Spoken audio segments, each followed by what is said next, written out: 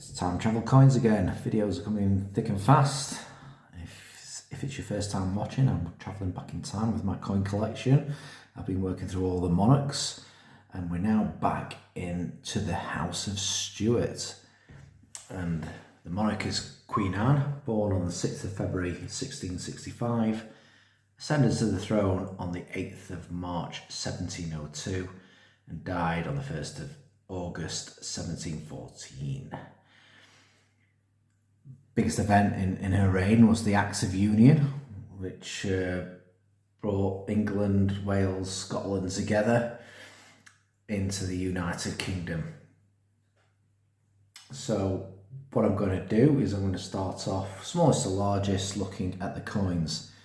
Now, there weren't any bronze coins for general circulation in Queen Anne's reign. There was a pattern farthing, which is produced in decent numbers actually, and here's what it looks like. But I'm focusing on coins that people spent in shops, were circulated. I think they carry a bit more history behind them. And I'm going to start off with the penny, the silver penny. And here we have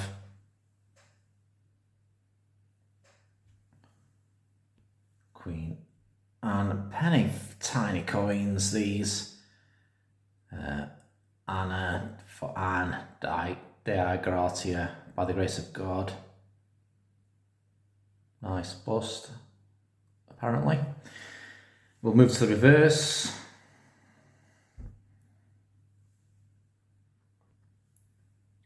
We've got the one for the 1 penny. And this is 0.5 grams of silver. And it's just a little fraction over 0.5 grams. And that carries through all the different denominations. You just increase them by 0.5 grams for every penny. A tiny fraction more. I'll value this coin about £55. Right down there. Next we'll move up to the 3p. Not in quite as good grade this. Something about fine grade. Same obverse.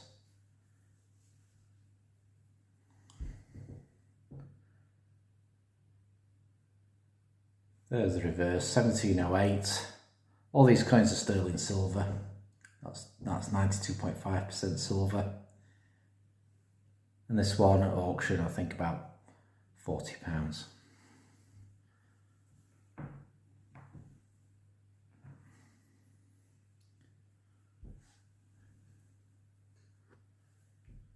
Next is the 6p.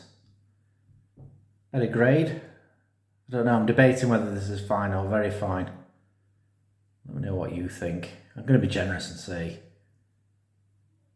very fine.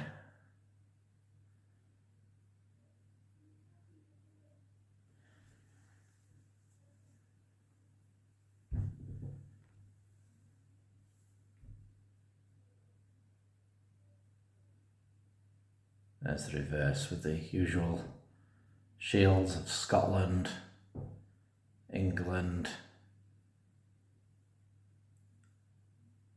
Ireland and France. Now you'll see that the 3 lions and the Scottish rampant lion there are in the same shield. That's to show this is post Acts of Union, where we have both countries in the United Kingdom. The Garter Star in the middle, St George's Cross. 1711. Great, as I said, scraping in it very fine. But £40 again, I think, at auction there.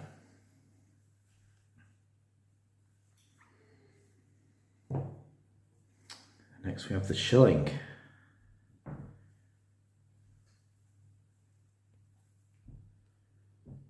This is pre-Acts of Union. It's same wording, Anna, Dei Gratia, and by the grace of God. with the word Vigo below the portrait there. And that signifies that the silver that made this coin was seized in the Battle of Vigo Bay the year earlier in 1702. So in that battle, Britain, it was the Spanish War of Succession, and Britain fought against, or should I say England, fought against France and Spain and seized quite a good amount of silver. They were hoping for more and a bit of gold too, but I think some was hidden away. But apparently, according to a very important person, Sir Isaac Newton, who was head of the Royal Mint at the time, 4,504 pounds of silver, roughly just over 2,000 kilograms.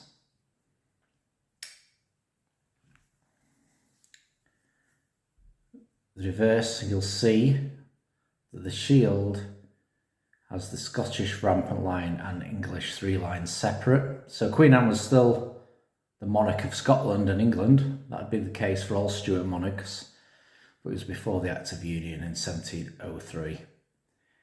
And notice those initials being put onto this coin, etched onto this coin, EH. Now I wonder, and I'm stretching the bounds of reality here, but in the Battle of Vigo, one of the ships, the captain, was called Edward Hobson, and he went on after that battle later to be promoted up to Rear Admiral. Edmund Hobson. Eventually he died 1728. He caught some tropical fever in the Caribbean. But he was the captain of one of those ships that fought in this battle, and I just wonder, is it his initials? Did he find this coin and decided to put his initials on it? I don't know. If you agree with me, put it in the comments. You'll make me very happy.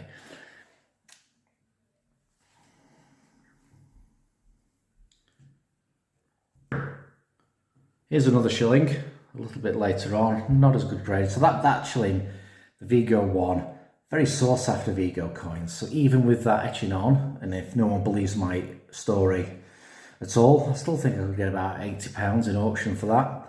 If they do believe my story, we'll be into the hundreds. So this one's probably about fine, the previous one very fine.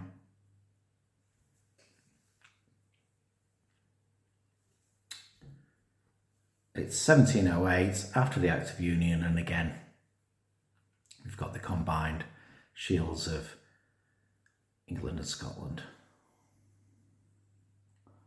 Probably value this around £60. It's a problem-free coin, but just fine grade. We'll move up to the half crown next.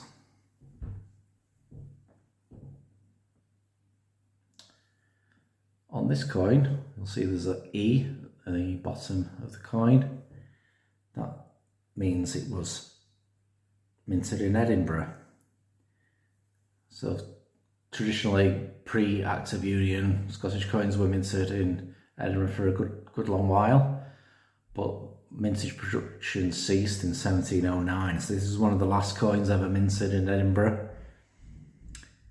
Here's a picture of what Edinburgh looked like back then, after the Act of Union. So this coin's about near fine grade. It's got a bit of wear on it.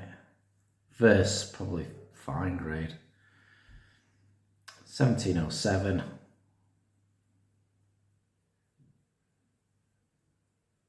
There we have the standard wording around the edge.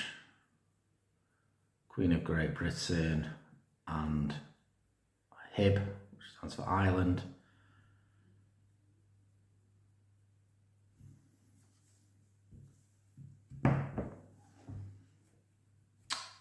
And finally we have the crown. Nice odd verse this.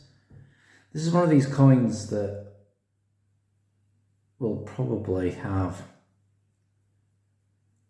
mixed grades. So if you look at that obverse, you'd think that's a good fine, maybe very fine, nearly condition. Then we turn that round for the reverse. And we see it's got a little problem area in the first part of the date. At least it's the first part of the date, not the second part, which would wipe out. You can identify which year it was minted, and that's crucial in coin collecting. I'm debating whether this is a weak strike or some post-mint damage. I'm leaning towards post-mint damage, simply because if you look at the edge there, there is some kind of damage to that edge as well that would indicate a weak strike. Other than that, the coin is really nice. So even all that considered, I think it'd probably go in auction for over £200, this coin. And it's got edge lettering on, and the half crown also had edge, and I didn't show it, but the half crown also had the same edge lettering. So spin this round. See if I can get that into focus. So that's Anno Regni, the regnal year. And instead of Roman numerals, we see the word sexto, which is the 6th year of the reign. And then it's got the words decus et tutanum, which I've mentioned in previous videos, means an honour and a safeguard, which was introduced to prevent coin clipping or give assurance that the coin hadn't been clipped. So we have the crown of Queen Anne. So that's all my Queen Anne coins.